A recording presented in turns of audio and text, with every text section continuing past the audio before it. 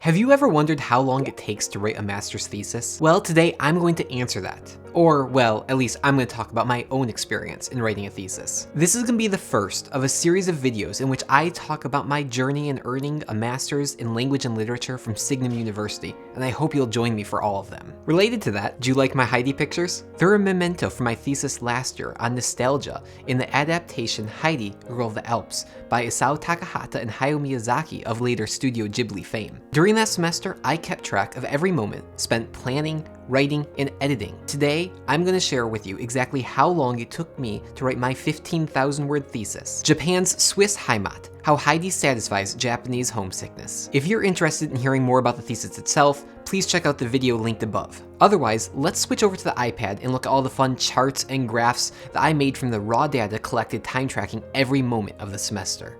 Okay, here are the results of all of my time that I spent working on my thesis during my thesis writing semester at Signum. You'll notice that I spent a total of 171 hours working on the thesis. This time was subdivided into 3 separate categories depending on my action. The first was planning, writing, and editing. Now let's talk about each of these in a little bit more detail. The first of these was planning, and that was where I was mostly organizing my train of thoughts, writing things down on flashcards, rearranging them until I got the logical flow of my argument that I wanted to make. And as you can see, I spent 14 and a half hours on this, and it was mostly towards the beginning of the semester. Next up was writing, and for me that is the first draft. Anytime I put initial words to the paper and doesn't include second drafts, and that was a total of 57 and a half hours. The editing category includes everything else and is the largest category, coming in at 99 hours. Looking at the same data as a pie chart, we can see that the planning category is only 8%, but keep in mind that there was a previous semester where I did the bulk of my research for my Signum degree. The writing category, where I spent 34% of my time, is where I think I can do the best to improve my efficiency in the future by writing a quicker first draft. And here is all that data finally mapped onto a stacked bar chart. Let's use this to look at some of the key dates that I had in the semester. The first of these is January 13th, and that was the beginning of the semester, even though as you can tell by this chart, I started 2 weeks early. The next key date was February 17th, 6 weeks later, in which the first draft was due to my thesis advisor. 3 weeks later, my second draft was due to my advisor and my second reader for any last-minute feedback before the final version, which itself was due 3 weeks later, once again to my thesis advisor and second reader for final grading.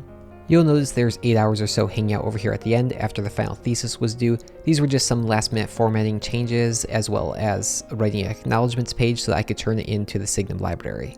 One quick note on the timeline here, you'll notice that I did start 2 weeks early, and that's because, as I already mentioned, I was taking 2 weeks off in the middle of the semester to take the American Bladesmith Society Introduction to Bladesmithing course. This was something I'd long looked forward to, and so when the opportunity came up to take it locally, I jumped on it. And while I didn't forge a sword, I did forge a couple of knives that I'm very proud of. I hope that was helpful to some of you and enjoyable to all the rest. I'd love it if you hung around so that we could chat some more in the future. Not all of my videos will be about my master's degree. Mostly it'll be about productivity and tips and juggling a whole bunch of life commitments while trying to have fun on the side. In my next video on this subject, I plan on sharing with you the tips and techniques I used to fit these 171 hours into an already busy schedule, which also included a 2-week all-intensive bladesmithing course as well as a week off in New York City with a friend.